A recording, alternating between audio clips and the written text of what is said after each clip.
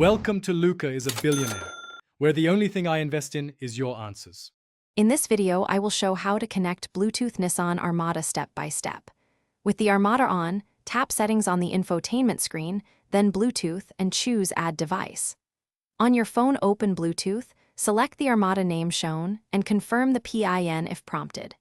If pairing fails, restart your phone and the car system, then try again, keeping devices within a few feet.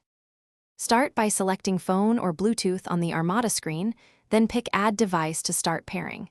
Your phone will show the Armada name, tap it and wait for the PIN prompt. Compare the PIN on the car and phone, then accept on both to pair. Once connected, grant phonebook and media permissions so contacts and music work seamlessly through the car speakers while you drive. If pairing fails, first restart your phone and power cycle the Armada infotainment system, then try again. Delete any old Armada pairings from your phone to avoid conflicts and ensure Bluetooth visibility is on.